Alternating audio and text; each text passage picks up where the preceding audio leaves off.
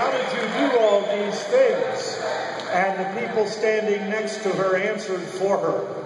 They said, because she's a hard worker and she never gives up and she never stops.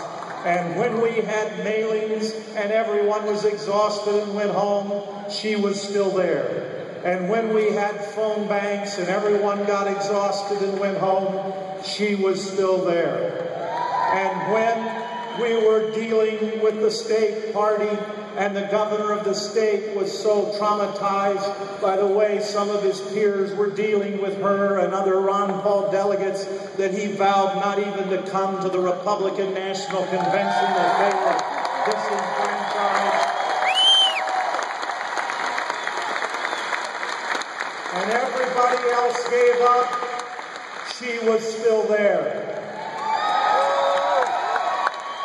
And yesterday, in the Rules Committee, when John Sununu ran over everybody else in the party and decided that henceforth precinct delegates wouldn't matter, county conventions wouldn't matter, district conventions wouldn't matter, state conventions wouldn't matter, 10 people would make all those decisions for the future Republican Party. I had this thought run through my head. John Sununu is here, but he'll be gone tomorrow. And this young lady, she will still be there.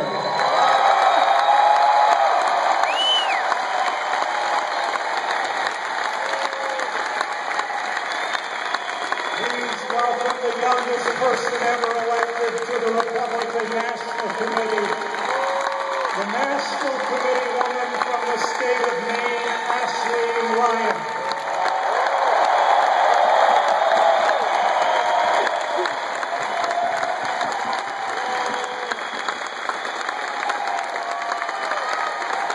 Very good.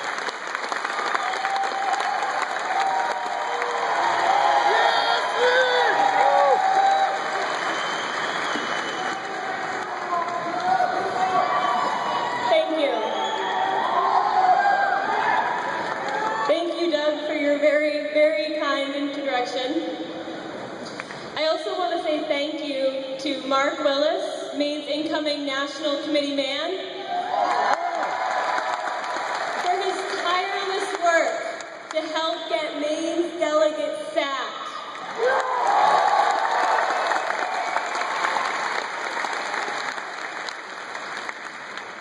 I look forward to working with you for the next 4 years, vigilantly fighting for liberty.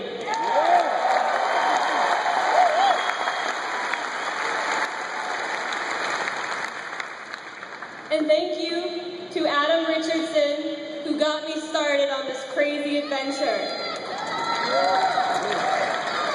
And finally, thank you from the bottom of my heart to all of my fellow delegates nationwide for having the courage to stand up in the face of corruption, in the face of tyranny, to not back down, for not taking backroom deals, even when they threatened us, even when they used violence.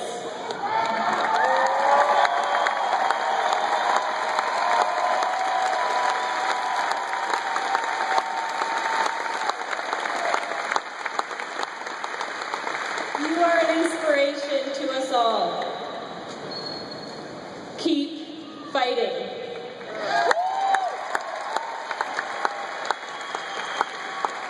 We are all with you. We have come so far in this fight for liberty.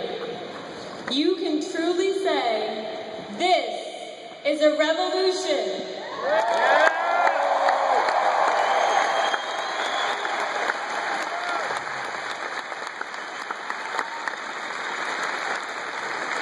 But the question is, what do we do next? How do we take what we have done, the sacrifices that all of us have made, and turn it into victory for liberty everywhere? While we're here in Tampa, there is still work that needs to be done. done. As you all now know, last week we lost 2 battles in the pre-convention meetings. These battles were lost on credentials and on the Rules Committee. We may have lost 2 battles, but the war is far from over.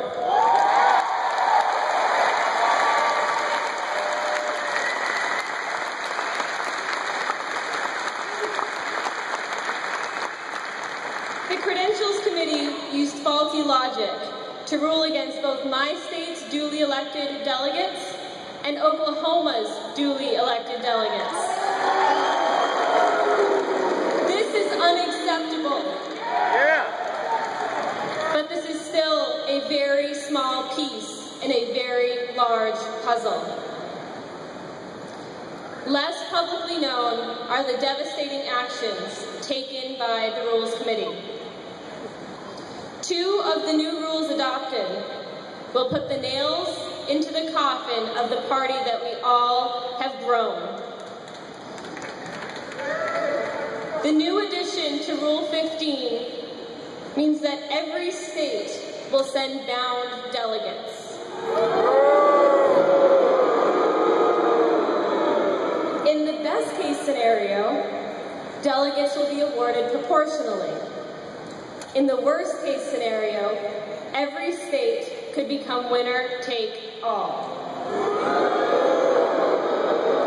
Even worse, the winning candidate of the primary or preference poll will have full veto power over all the national delegates.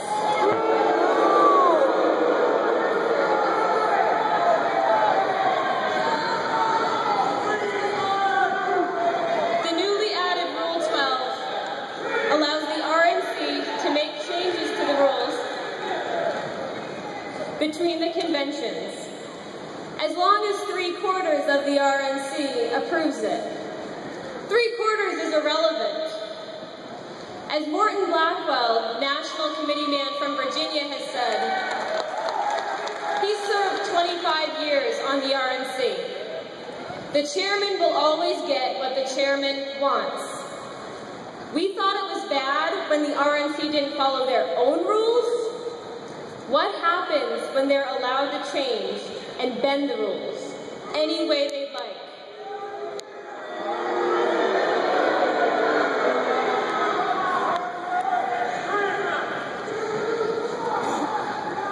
When the convention convenes, we will have 2 opportunities to appeal these decisions. We are all Republicans. These changes hurt all of the Republican Party.